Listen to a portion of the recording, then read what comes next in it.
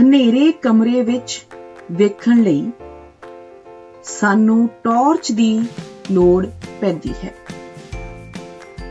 ਬੱਚਿਓ, ਤੁਸੀਂ ਕਦੇ ਸੋਚਿਆ ਹੈ ਕਿ ਟਾਰਚ ਦੇ ਬਲਬ ਨੂੰ ਬਿਜਲੀ ਕਿੱਥੋਂ ਮਿਲਦੀ ਹੈ?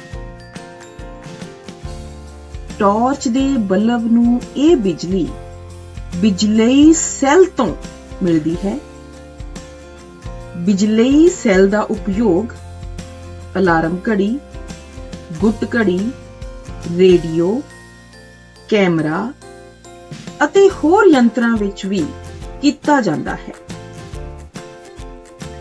ਬੱਚਿਓ, ਤੁਸੀਂ ਕਦੇ ਦੀਵਾਰ ਘੜੀ ਵਿੱਚ ਪੈਣ ਵਾਲੇ ਸੈੱਲ ਨੂੰ ਵੇਖਿਆ ਹੈ? ਤੁਸੀਂ ਵੇਖਿਆ ਹੋਵੇਗਾ ਕਿ ਇਸ ਦੇ ਇੱਕ ਪਾਸੇ ਧਾਤੂ ਦੀ ਟੋਪੀ ਅਤੇ ਦੂਸਰੇ ਪਾਸੇ ਧਾਤੂ ਦੀ ਗੋਲਾਕਾਰ ਡਿਸਕ ਹੁੰਦੀ ਹੈ। ਬਿਜਲੀ ਸੈੱਲ ਵਿੱਚ ਧਾਤੂ ਦੀ ਟੋਪੀ ਧਨਾਤਮਕ ਸਿਰਾ ਯਾਨੀ ਕਿ ਪੋਜ਼ਿਟਿਵ ਅਤੇ ਧਾਤੂ ਦੀ ਡਿਸਕ ਰਿਣਾਤਮਕ ਸਿਰਾ ਯਾਨੀ ਕਿ ਨੈਗੇਟਿਵ ਪੋਲ ਕਹਾਉਂਦੀ ਹੈ। ਬਿਜਲੀ ਸੈੱਲ ਵਿੱਚ ਜਮ੍ਹਾਂ ਕੀਤੇ ਰਸਾਇਣਿਕ ਪਦਾਰਥਾਂ ਤੋਂ ਸੈੱਲ ਬਿਜਲੀ ਪੈਦਾ ਕਰਦਾ ਹੈ। ਪਰ ਜਦੋਂ ਬਿਜਲੀ ਸੈੱਲ ਵਿੱਚ ਜਮ੍ਹਾਂ ਕੀਤੇ ਇਹ ਰਸਾਇਣਿਕ ਪਦਾਰਥਾਂ ਦੀ ਵਰਤੋਂ ਹੋ ਜਾਂਦੀ ਹੈ ਤਾਂ ਇਹ ਸੈੱਲ ਬਿਜਲੀ ਪੈਦਾ ਕਰਨਾ ਬੰਦ ਕਰ ਦਿੰਦਾ ਹੈ। ਫਿਰ ਸਾਨੂੰ ਇਸ ਬਿਜਲੀ ਸੈੱਲ ਨੂੰ ਇੱਕ ਨਵੇਂ ਸੈੱਲ ਨਾਲ ਬਦਲਣਾ ਪੈਂਦਾ ਹੈ।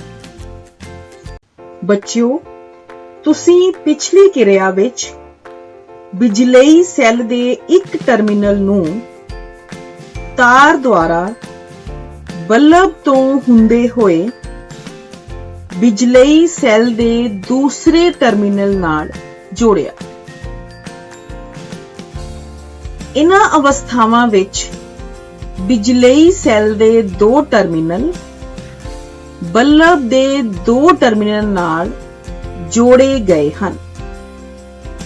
ਇਸ ਪ੍ਰਕਾਰ ਦੀ ਅਵਸਥਾ ਬਿਜਲਈ ਸਰਕਟ ਦੀ ਉਦਾਹਰਣ ਹੈ।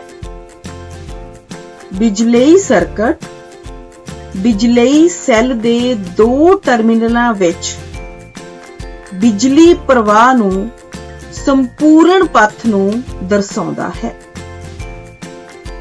ਬਲਬ ਕੇਵਲ ਉਦੋਂ ਹੀ ਦੀਪਤ ਹੁੰਦਾ ਹੈ ਜਦੋਂ ਸਰਕਟ ਵਿੱਚ ਬਿਜਲਈ ਧਾਰਾ ਲੰਘਦੀ ਹੈ। ਕਿਸੇ ਬਿਜਲਈ ਪਰਿਪਥ ਵਿੱਚ ਬਿਜਲਈ ਧਾਰਾ ਦੀ ਦਿਸ਼ਾ ਬਿਜਲਈ ਸੈੱਲ ਦੇ ਧਨ ਟਰਮੀਨਲ ਤੋਂ ਰਿਣ ਟਰਮੀਨਲ ਦੇ ਵੱਲ ਹੁੰਦੀ ਹੈ। ਜਦੋਂ ਬਲਬ ਦੇ ਟਰਮੀਨਲਾਂ ਨੂੰ ਤਾਰ ਰਾਹੀਂ ਬਿਜਲੀ ਸੈੱਲ ਦੇ ਟਰਮੀਨਲ ਨਾਲ ਜੋੜਿਆ ਜਾਂਦਾ ਹੈ ਤਾਂ ਬਲਬ ਦੇ ਫਿਲਾਮੈਂਟ ਤੋਂ ਹੋ ਕੇ ਬਿਜਲਈ ਧਾਰਾ ਲੰਘਦੀ ਹੈ।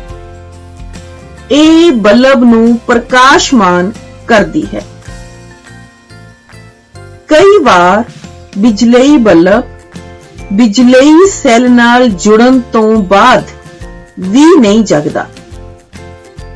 ਇਸ ਤਰ੍ਹਾਂ ਬਲਬ ਦੇ ਫਿਊਜ਼ ਹੋਣ ਦੇ ਕਾਰਨ ਹੋ ਸਕਦਾ ਹੈ।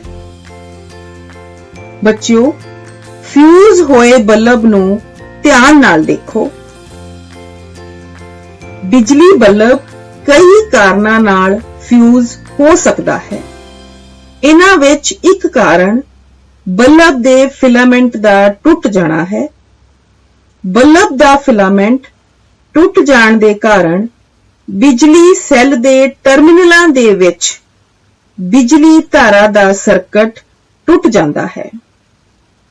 ਇਸ ਲਈ ਫਿਊਜ਼ ਬਲਬ ਦੇ ਤੰਤੂ ਤੋਂ ਬਿਜਲੀ ਧਾਰਾ ਪ੍ਰਵਾਹਿਤ ਨਾ ਹੋਣ ਕਾਰਨ ਇਹ ਪ੍ਰਕਾਸ਼ਮਾਨ ਨਹੀਂ ਹੋਇਆ। ਬੱਚਿਓ, ਹੁਣ ਤੁਹਾਨੂੰ ਪਤਾ ਚੱਲ ਗਿਆ ਹੈ ਕਿ ਬਿਜਲੀ ਸੈੱਲ ਦਾ ਉਪਯੋਗ ਕਰਕੇ ਬਲਬ ਨੂੰ ਪ੍ਰਕਾਸ਼ਮਾਨ किस तरह कीता जांदा है। बच्चियों, आओ बिजलई सैल दा उपयोग करके एक बल्ब नूं प्रकाशमान करन दी कोशिश करिए।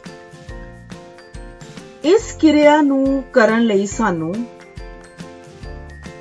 जो लोड़ींदा समान चाहिदा है ਉਹ ਲੈ ਲਓ। ਨੰਬਰ 1 ਤੇ ਭਿੰਨ-ਭਿੰਨ ਰੰਗਾਂ ਦੇ ਪਲਾਸਟਿਕ ਦੇ ਰੰਗ ਚੜੇ ਬਿਜਲੀ ਤਾਰ ਦੇ 4 ਟੁਕੜੇ, ਜੋ ਕਿ ਬਿਜਲੀ ਤਾਰ ਕਾਪਰ ਤੋਂ ਬਣੀ ਹੁੰਦੀ ਹੈ। ਹੁਣ ਇਹਨਾਂ ਦੇ ਸਿਰਿਆਂ ਤੋਂ ਪਲਾਸਟਿਕ ਹਟਾ ਦਿਓ। ਸਾਨੂੰ ਬਿਜਲਈ ਸੈੱਲ ਦੀ ਲੋੜ ਹੈ, ਪਲਾਸਟਿਕ ਟੇਪ ਦੀ ਲੋੜ ਹੈ ਅਤੇ ਇੱਕ ਬਲਬ ਚਾਹੀਦਾ ਹੈ। ਆਓ ਆਪਾਂ ਹੁਣ ਕਿਰਿਆ ਕਰੀਏ। ਇੱਕ ਬਿਜਲਈ ਸੈੱਲ ਲਓ, ਉਸ ਦੇ ਦੋਨਾਂ ਸਿਰਿਆਂ ਤੇ ਕਾਪਰ ਦੀ ਤਾਰ ਪਲਾਸਟਿਕ ਟੇਪ ਦੀ ਸਹਾਇਤਾ ਨਾਲ ਲਾਓ। ਇਹਨਾਂ ਤਾਰਾਂ ਵਿੱਚ ਇੱਕ ਤਾਰ ਬਲਬ ਦੀ ਸਤ੍ਹਾ ਉੱਤੇ ਧਾਤੂ ਦੇ ਵੇਲਣਾਕਾਰ ਆਧਾਰ ਦੇ ਹਿੱਸੇ ਨਾਲ ਜੋੜੋ। ਬਿਜਲਈ ਸੈੱਲ ਦੇ ਨਾਲ ਜੁੜੀ ਦੂਸਰੀ ਕਾਪਰ ਤਾਰ ਦਾ ਸਿਰਾ ਬਲਬ ਦੇ ਆਧਾਰ ਨਾਲ ਪਲਾਸਟਿਕ ਟੇਪ ਦੀ ਸਹਾਇਤਾ ਨਾਲ ਜੋੜੋ। ਹੁਣ ਬਲਬ ਅਤੇ ਬਿਜਲਈ ਸੈੱਲ ਨੂੰ ਅਲੱਗ-ਅਲੱਗ 6 ਭਿੰਨ-ਭਿੰਨ ਢੰਗਾਂ ਨਾਲ ਜੋੜੋ।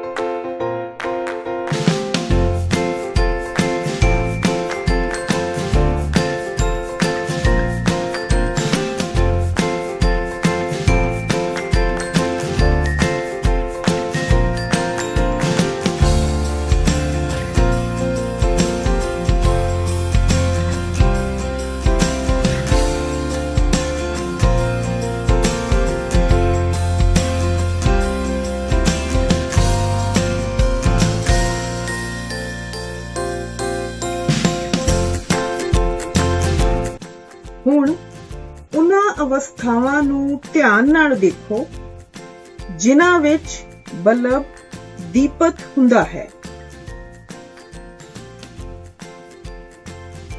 ਤੁਸੀਂ ਧਿਆਨ ਦਿੱਤਾ ਹੋਵੇਗਾ ਕਿ ਬਲਬ ਪਹਿਲੇ ਅਤੇ 6ਵੇਂ ਕੇਸ ਵਿੱਚ ਦੀਪਤ ਹੁੰਦਾ ਹੈ।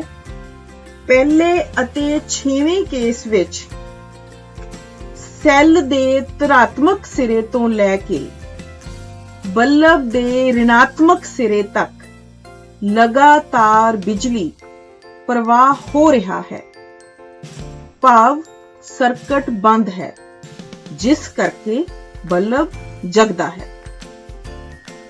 ਦੂਸਰੇ ਅਤੇ ਤੀਸਰੇ ਕੇਸ ਵਿੱਚ ਬਿਜਲੀ ਪ੍ਰਵਾਹ ਟੁੱਟ ਚੁੱਕਾ ਹੈ ਕਿਉਂਕਿ ਸਰਕਟ ਖੁੱਲਾ ਹੈ, ਜਿਸ ਕਰਕੇ ਬਿਜਲੀ ਧਾਰਾ ਇੱਕ ਜਗ੍ਹਾ ਤੋਂ ਦੂਸਰੀ ਜਗ੍ਹਾ ਤੇ ਨਹੀਂ ਪਹੁੰਚਦੀ ਅਤੇ ਬਲਬ ਨਹੀਂ ਜਗਦਾ। ਚੌਥੇ ਅਤੇ ਪੰਜਵੇਂ ਕੇਸ ਵਿੱਚ ਸੈੱਲ ਦੇ ਇੱਕ ਸਿਰੇ ਤੋਂ ਸ਼ੁਰੂ ਹੋ ਕੇ ਲਗਾਤਾਰ ਰਸਤਾ ਹੈ, ਜਦ ਕਿ ਇਹ ਇਸੇ ਸਿਰੇ ਤੇ ਹੀ ਖਤਮ ਹੋ ਰਹੇ ਹਨ। ਇਸ ਸਥਿਤੀ ਵਿੱਚ ਕੋਈ ਧਾਰਾ ਪ੍ਰਵਾਹ ਨਹੀਂ ਹੁੰਦੀ, ਜਿਸ ਕਰਕੇ ਬਲਬ ਨਹੀਂ ਜਗਦਾ।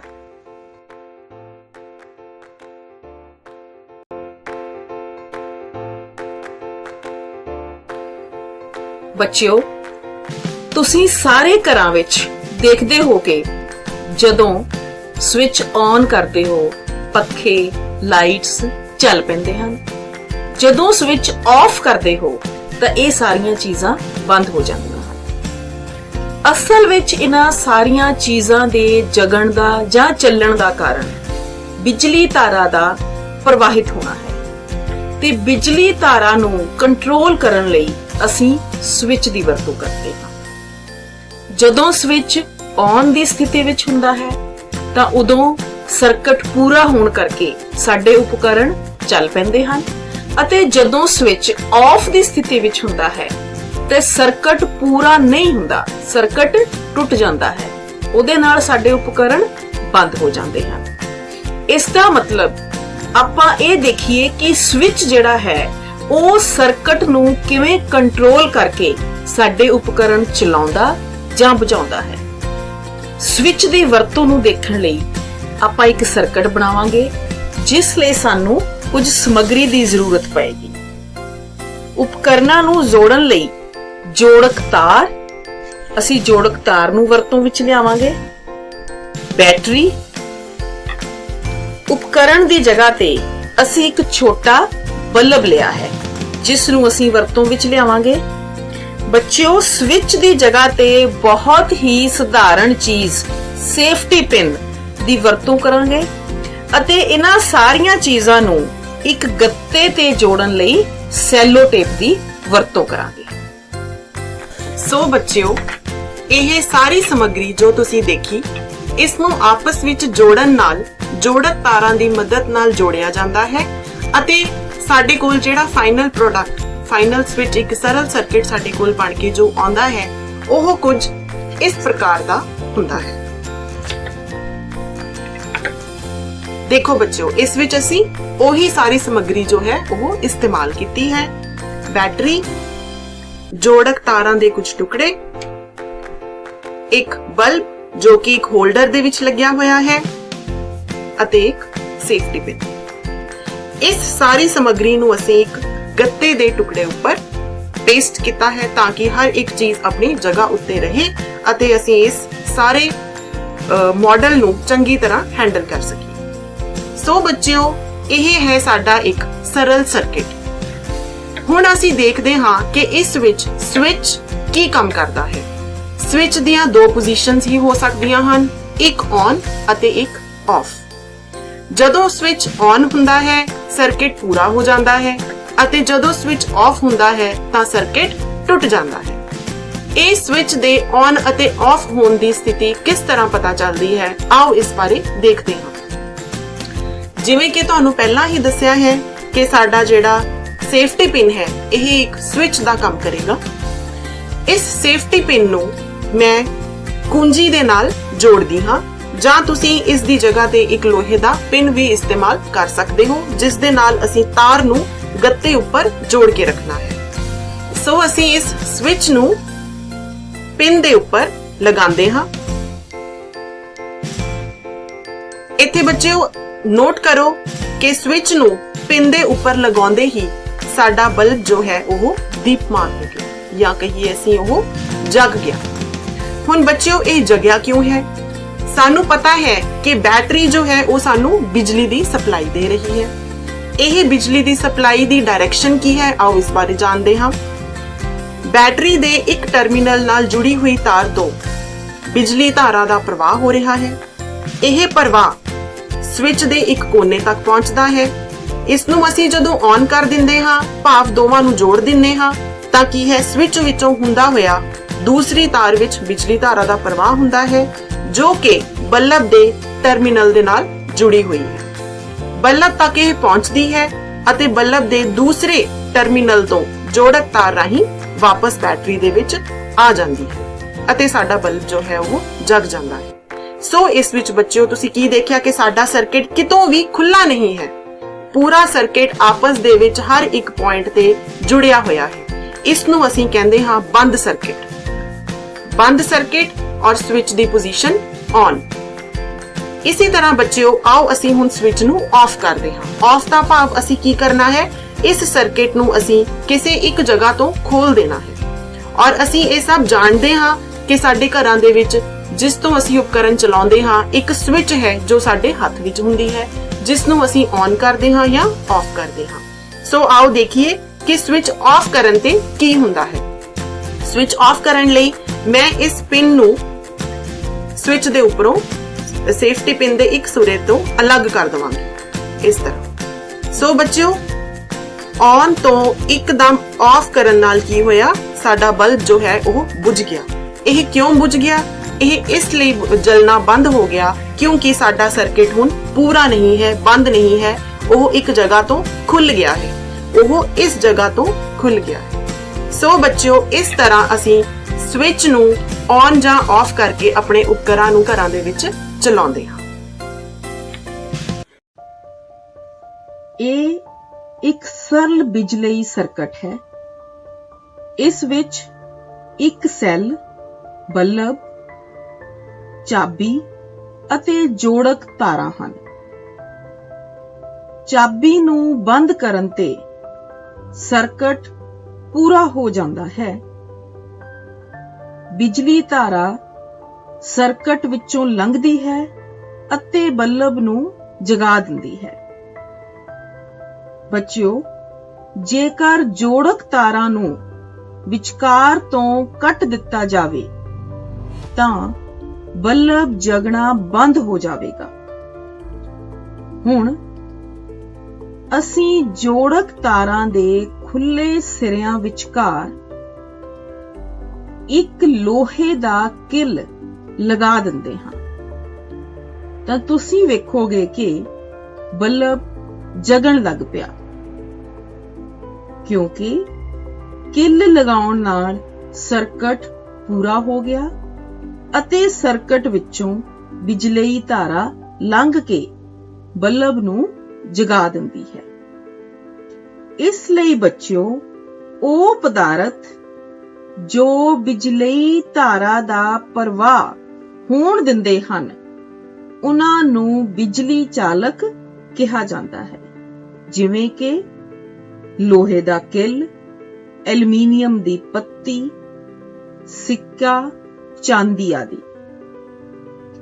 ਅਗਰ ਅਸੀਂ ਇਸ ਸਰਕਟ ਵਿੱਚ ਲੋਹੇ ਦੀ ਕਿੱਲ ਦੀ ਜਗ੍ਹਾ ਤੇ ਐਲੂਮੀਨੀਅਮ ਦੀ ਪੱਤੀ ਲਗਾ ਕੇ ਦੇਖੀਏ ਤਾਂ ਵੀ ਬਲਬ ਜਗ ਜਾਵੇਗਾ।